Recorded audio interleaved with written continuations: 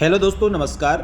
आपके अपने YouTube channel RKM take info पर एक और नए वीडियो पर आप सभी साथियों का तहे दिल से हार्दिक स्वागत है। दोस्तों, इस वीडियो में बात करने वाले हैं राजस्थान सरकार के पशुपालन विभाग की पशु परिचय भर्ती 2023 के संबंध में। आप सभी साथियों को बहुत बहुत बधाई और शुभकामनाएं। साथियों, काफ़ी समय से आप इसके नियुक्ति और पदस्थापना आदेश का इंतजार कर रहे थे। पशु परिचय भर्ती के चयनित अभ्यर्थियों का इंतजार अब खत्म हुआ। पशुपालन विभाग द्वारा पशु परिचय भर्ती में चयनित 5778 अभ्यर्थियों को जिला आवंटन और सेंटर के साथ ही दोस्तों नियुक्ति और पदस्थापन आदेश जारी कर दिए गए हैं। यानी साथियों, कौन से जिले और सेंटर पर आपका पदस्थापन हुआ है उसके संबंध में आदेश जारी हुआ है। तो साथियों, आप सभी ने ये आदेश देख लिया होगा। इसकी पीडीएफ फाइल आपको टेलीग्राम चैनल पर शेयर कर दी थी, वहां से आप साथियों चेक कर सकते हैं। और चेक कर लिया तो साथियों एक बार आप कमेंट करके जरूर बताएं कौन से जिले में कौन सा सब सेंटर आपको अलॉट हुआ है। साथ ही दोस्तों, क्या आपके गृह जिले में आपको पोस्टिंग मिली या गृह जिले से बाहर, एक बार कमेंट करके आप जरूर बताएं। तो साथियों, अब बात करें पशु परिचय भर्ती के चयनित अभ्यर्थियों को जो नियुक्ति और पदस्थापन आदेश जारी हुआ है, तो कार्यग्रहण करते समय आपको कौन कौन से दस्तावेजों की आवश्यकता होगी, कार्यग्रहण करने की क्या नियम है। यहाँ पर साथियों आपको किसी प्रकार कोई गलती नहीं करनी है। जिस भी जिले में आपका पदस्थापन हुआ है उस जिले के साथियों जिला कार्यालय में आपको ज्वाइनिंग देनी होगी और समस्त दस्तावेज आपको लेकर जाने होंगे। तो साथियों, इसकी पूरी गाइडलाइन और दिशा निर्देश और इसका नियुक्ति और पदस्थापन आदेश का ऑर्डर अपन देखते हैं। इसमें एक एक पॉइंट के बारे में साथियों आपको विस्तार से बताया जाएगा, इसलिए वीडियो को पूरा अंत तक देखें। और जो साथी पहली बार हमारे यूट्यूब चैनल को देख रहे हैं, हमारे YouTube channel RKM take info को सब्सक्राइब करके बेल आइकन प्रेस कर ले। साथ ही दोस्तों टेलीग्राम चैनल को आप ज्वाइन कर ले, जिससे आपको पशु परिचय भर्ती की आगे की कोई भी अपडेट होगी तुरंत प्रभाव से हमारे यूट्यूब चैनल पर मिलेगी। साथ ही दोस्तों, यदि आप और अन्य भर्तियों की तैयारी भी कर रहे हैं तो उसके लिए भी आपको हमारे टेलीग्राम और यूट्यूब चैनल से जुड़ना होगा, जिससे साथियों समस्त भर्तियों की जानकारी आपको तुरंत प्रभाव से मिल सके। चलो शुरू करते हैं दोस्तों इस वीडियो को और देखते हैं पशुपालन विभाग द्वारा पशु परिचय के नियुक्ति और पदस्थापन आदेश के संबंध में महत्वपूर्ण जानकारी।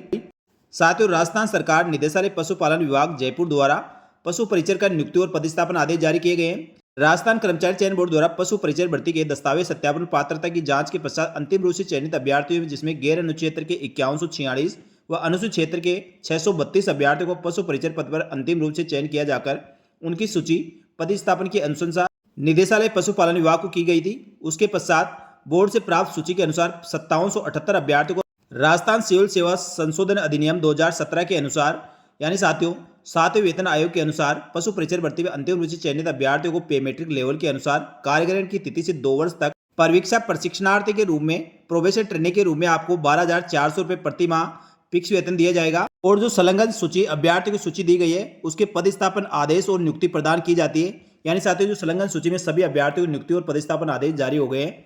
लेकिन साथियों, नियुक्ति और पदस्थापन आदेश जारी होने पर कार्यग्रहण करते समय आपको कौन कौन से दस्तावेजों की आवश्यकता होगी, किन किन बातों का आपको ध्यान रखना है, उनके बारे में साथियों एक एक पॉइंट के बारे में इस वीडियो में बात करेंगे, इसलिए वीडियो में अंत तक बने रहे। सबसे पहले पॉइंट नंबर 1, यह नियुक्ति पूर्णतः अस्थायी है। यानी साथियों स्थायी आपकी ज्वाइनिंग नहीं होगी, अभी अस्थायी रूप से आप नियुक्त किए गए हैं। 2 वर्ष तक आप अस्थायी कार्मिक के रूप में कार्य करेंगे और 2 वर्ष कंप्लीट होने के बाद, यानी प्रोबेशन कंप्लीट होने के पश्चात आपके आचरण और व्यवहार को देखते हुए आपको स्थायी रूप से नियुक्ति प्रदान की जाएगी। साथियों नंबर 2, अभ्यर्थी की नियुक्ति तिथि पशु परिचय पद पर संबंधित जिला कार्यालय पशुपालन विभाग में उपस्थित प्रस्तुत करने की दिनांक से मान्य होगी। यानी जिस दिन साथियों आप पशुपालन विभाग, जिस जिले में आपको जिला अलॉट हुआ है उस जिले के जिला कार्यालय पशुपालन विभाग में आपको ज्वाइनिंग देनी होगी। और जिस दिन साथियों आप वहां पर अपनी उपस्थिति देते हैं और कार्यग्रहण की रिपोर्ट आपकी स्वीकार कर ली जाती है, तो साथियों उसी दिन से आपकी नौकरी शुरू हो जाएगी। तो साथियों, आप सभी अभ्यर्थियों को संबंधित जिला कार्यालय पशुपालन विभाग में जाकर जो भी जिला अलॉट हुआ है उस ऑफिस में आपको ज्वाइनिंग देनी है। नंबर 3, नवचयनित पशु परिचय की परीक्षा अवधि के निर्धारित पारिश्रमिक, यानी साथियों जो वेतन दिया जाएगा उसके अतिरिक्त अन्य किसी प्रकार का मकान किराया भत्ता, महंगाई भत्ता, शहरी क्षतिपूर्ति भत्ता, विशेष वेतन आदि नहीं दिए जाएंगे। यानी साथियों फिक्स जो 12,400 रुपये, उसके अलावा किसी प्रकार कोई आपको अन्य भत्ता नहीं दिया जाएगा। और 12,400 में से साथियों आरजीएचएस साथ ही जीपीएफ की कटौती की जाएगी। पशु परिचय भर्ती के अभ्यर्थियों को टोटल सैलरी कितनी मिलेगी प्रोबेशन काल में और प्रोबेशन के बाद, तो साथियों उसके लिए विस्तृत रूप से आपको एक वीडियो बनाकर इसी यूट्यूब चैनल पर डाला हुआ है, तो वहां से आप चेकआउट कर सकते हैं। उसका लिंक इसी वीडियो के एंड स्क्रीन पर डाल दिया जाएगा। इसके बाद पॉइंट नंबर 4, सभी अभ्यर्थियों की जन्म तिथि उनके द्वारा प्रस्तुत सेकेंडरी परीक्षा उत्तीर्ण करने की मूल प्रमाण पत्र के आधार पर अंकित की गई है। यानी साथियों 10वीं की जो मार्कशीट आपने दस्तावेज सत्यापन के समय जमा कराई है, ऑनलाइन आवेदन फॉर्म भरा था, उसके आधार पर आपकी एक बार जन्मतिथि अंकित कर दी गई है। अब इसमें किसी प्रकार कोई परिवर्तन नहीं होगा। साथियों आपके कार्यग्रहण करने और लास्ट आप रिटायरमेंट तक हो गए, तो साथियों इसी जन्मतिथि के आधार पर आपकी सारी सर्विस चलेगी। इसके बाद पॉइंट नंबर 5, उक्त चयनित अभ्यर्थियों की नियुक्ति इस भर्ती में संबंधित माननीय उच्च न्यायालय के विचाराधीन और दायर होने वाली रिट याचिकाओं के अधीन रहेगी। यानी साथियों जो भी कोर्ट केस या कोई मैटर है उसके अधीन रहेगी। नंबर 6, राजस्थान सरकार द्वारा समय समय पर जारी पेंशन योजना का प्रावधान लागू होगा। इससे संबंधित अन्य आदेश राज्य सरकार के द्वारा समय समय पर जारी किए जाते हैं, वह सभी आदेश और राज्य के अधीन सेवा और सेवा लाभ लागू रहेंगे। यानी साथियों, पहले ओल्ड पेंशन योजना लागू थी, उसके बाद नवीन पेंशन योजना लागू कर दी और उसके बाद फिर से राजस्थान सरकार, जो कांग्रेस सरकार में गहलोत सरकार थी, उनके द्वारा वापस से ओल्ड पेंशन लागू कर दी गई है। तो वर्तमान में साथियों ओल्ड पेंशन लागू है, तो आपके भी ओल्ड पेंशन वर्तमान के हिसाब से लागू रहेगी, लेकिन आगे सरकार इसमें कोई परिवर्तन करती है तो साथियों आपके परिवर्तन भी हो सकती है। पॉइंट नंबर 7, पूर्व में राज्य सरकार के विभागों में नियोजित कार्मिक राज्य सरकार के नियमानुसार नियत पारिश्रमिक या वर्तमान वेतन श्रृंखला, पे ग्रेड, पे लेवल अपने लाभ के आधार पर प्राप्त करने का विकल्प प्रस्तुत किया जाएगा। यानी साथियों, जो पहले से राजकीय सेवा में हैं और वहाँ से प्रॉपर रूप से आप अनुमति लेकर रिले होकर आते हैं, तो साथियों आपको पुराना लाभ भी दिया जाएगा। नंबर 8, चिकित्सा परिचार्य व्यय भुगतान राज्य सरकार द्वारा समय पर जारी परिपत्रों और नियमों के अधिसूचना के अंतर्गत रहता है। यानी साथियों, राज्य सरकार में पशु परिचर या पशुपालन विभाग द्वारा चिकित्सा परिचार्य भत्ता दिया जाता है, ये भी साथियों आपको दिया जाएगा, लेकिन साथियों प्रोबेशन काल के बाद मिलेगा। साथ ही नंबर 2, परीक्षा अवधि में राज्य सरकार की शर्तें, नियमों और आदेशों के अनुसार राज्य सेवा करनी होगी। यानी साथियों, जो भी परीक्षा काल में जो नियम नियमावली है उसके अनुसार आपको प्रोबेशन काल में सेवा करनी होगी। पॉइंट नंबर 10, वर्तमान में पशुपालन विभाग के अतिरिक्त अन्य विभागों में राजकीय सेवा में कार्यरत है और विधिवत रूप से आप विभाग और कार्यालय से कार्यमुक्त होकर अपनी उपस्थिति संबंधित कार्यालय में आप प्रस्तुत करें। नंबर 11, नियुक्ति स्थान पर पहुंचने का किसी प्रकार कोई यात्रा भत्ता नहीं दिया जाएगा, यानी साथियों अपने खर्चे से आपको ज्वाइन करने जाना होगा। नंबर 12, परीक्षा काल में उन्हें कोई वेतन वृद्धि या किसी प्रकार का अन्य लाभ नहीं दिया जाएगा, जो फिक्स वेतन है उसके अलावा किसी प्रकार का और दूसरा वेतन भत्ते नहीं दिए जाएंगे। नंबर 13, परीक्षा काल में सेवाएं संतोषप्रद नहीं होने की स्थिति में नियमानुसार परीक्षा काल आपका बढ़ाया जा सकता है, और यदि विभाग को आप संतोषप्रद आपकी सेवा नहीं लगती है तो बिना कारण बताए सेवाएं समाप्त की जा सकती है। इस चीज़ का ध्यान रखें। यानी साथियों 2 साल का आपका प्रोबेशन काल जो रहेगा उसमें आपको ईमानदारी से और पूरे सही तरीके से नौकरी करनी है। यहाँ पर किसी प्रकार कोई गड़बड़ आप ना करें जिससे साथियों आपकी सर्विस पर आ जाए। इसलिए आपको 2 साल बिल्कुल शांति से और जो काम आपको बताया जाता है उसके अनुसार आपके पूरे 2 साल आपको प्रोबेशन काल निकालना है।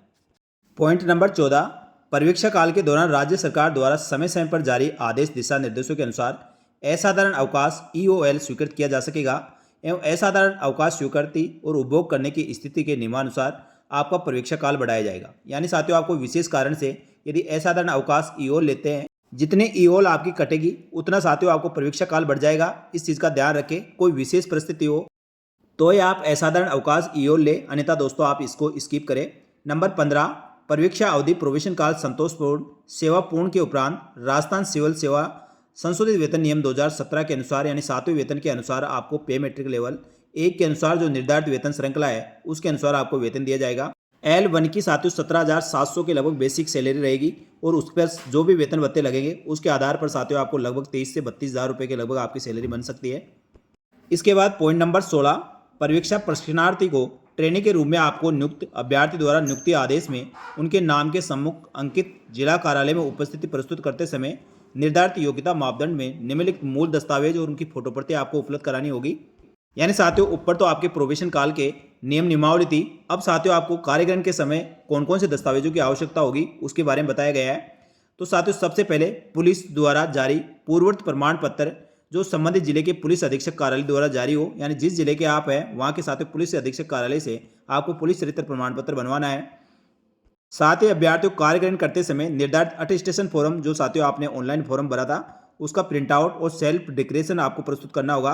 अभ्यर्थियों को पुलिस विभाग में रिकॉर्ड के अनुसार पुलिस सत्यापन सही नहीं पाया जाता है और सेल्फ डिक्लेरेशन में झूठी सूचना दिए जाने पर अभ्यर्थियों के नियुक्ति आदेश को तत्काल प्रभाव से निरस्त कर दिया जाएगा। यानी साथियों आपको जो डिक्लेरेशन देते हैं और जो पुलिस चरित्र में आपकी रिपोर्ट आती है उसके आधार पर आपकी नियुक्ति प्रदान की जाएगी।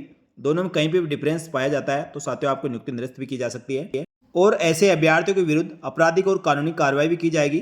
पुलिस द्वारा जारी पूर्व आचरण प्रमाण पत्र कार्यग्रहण की तिथि के 6 माह की अवधि के भीतर आपको प्रस्तुत करना अनिवार्य है। राजस्थान सेवा नियम के नियम 11 के अंतर्गत निर्धारित स्वास्थ्य प्रमाण पत्र जो मूल प्रदेश के चिकित्सा स्वास्थ्य परिवार कल्याण विभाग के मुख्य चिकित्सा अधिकारी PMO या उससे उच्च पद के अधिकारी के हस्ताक्षर से जारी किया हुआ स्वीकार किया जाएगा।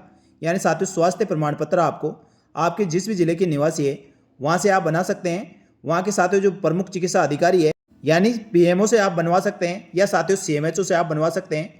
आप साथियों अपने किसी भी नज़दीक जो सामुदायिक स्वास्थ्य केंद्र है वहाँ पर जाए। सबसे पहले साथियों आप अपना चेकअप करवा के आप स्वास्थ्य प्रमाण पत्र वहाँ के एमओ से वेरीफाई करवा सकते हैं। उसके बाद साथियों जिला अस्पताल में आप पीएमओ या मुख्य चिकित्सा अधिकारी से आप दोस्तों उसको सत्यापित करवा लें। सत्यापित तो करवाने के लिए साथियों उसमें सील साइन लगती है और सील साइन होने के पश्चात आपका चिकित्सा प्रमाण पत्र बन जाता है। उसके बाद आप साथियों कभी भी कार्य ग्रहण कर सकते हैं। जन्म तिथि की बात करें तो जन्म तिथि के सत्यापन है तो आपको सेकेंडरी स्तर की अंक तालिका यानी साथियों जो आपने 10वीं पास कर रखी है उसकी अंक तालिका और उसका प्रमाण पत्र लगाना है, उससे आपकी जन्म तिथि वेरीफाई हो जाएगी। साथ ही वर्ग सत्यापन है तो आपको अनुसूचित जाति, अनुसूचित जनजाति, पिछड़ा वर्ग, विशेष पिछड़ा वर्ग, अति पिछड़ा वर्ग, आर्थिक रूप से कमजोर वर्ग, शहरी या जनजाति आदि का साथियों आपको जाति प्रमाण पत्र देना होगा। इसी प्रकार साथियों राजस्थान के मूल निवासी होने के लिए आपको मूल निवास प्रमाण पत्र देना होगा।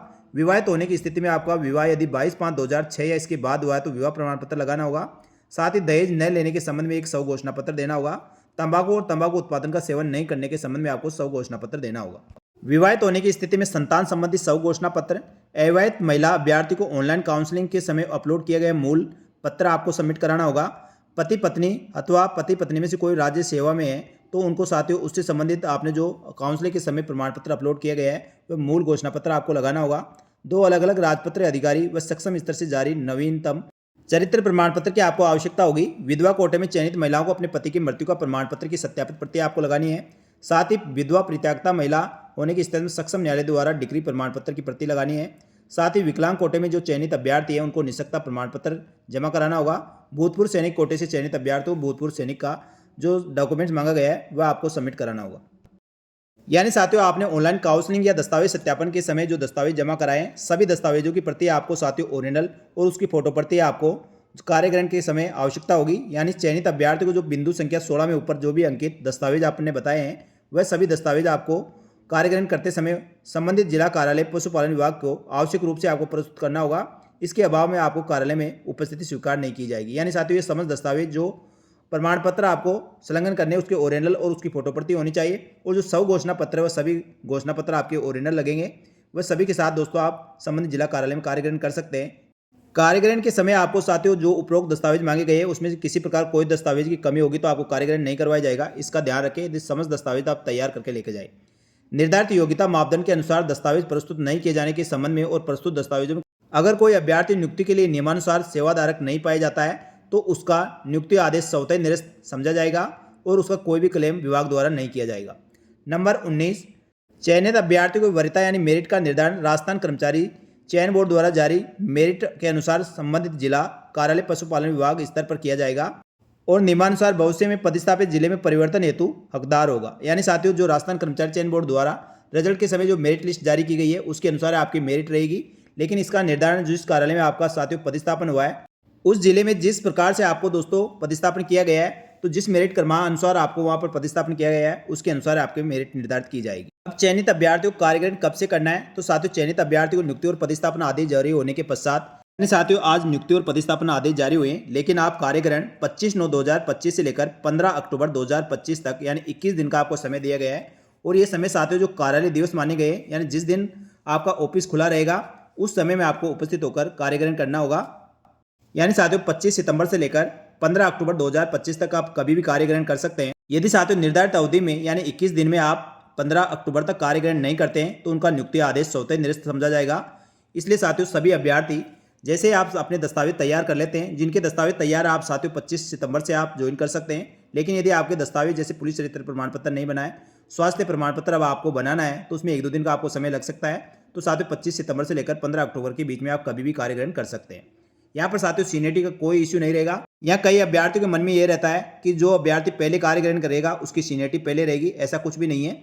जो मेरिट साथियों आपको एग्जाम में प्राप्त अंकों के आधार पर मेरिट बनाई गई है वही आपकी मेरिट रहेगी, चाहे दोस्तों आप 25 सितंबर को ज्वाइन करें या 15 अक्टूबर को। तो साथियों नियुक्ति और पदस्थापन आदेश के महत्वपूर्ण दिशा निर्देश और कार्यग्रहण करने के समय आपको कौन कौन से दस्तावेजों की आवश्यकता होगी समस्त जानकारी साथियों आपको उपलब्ध करा दी गई है।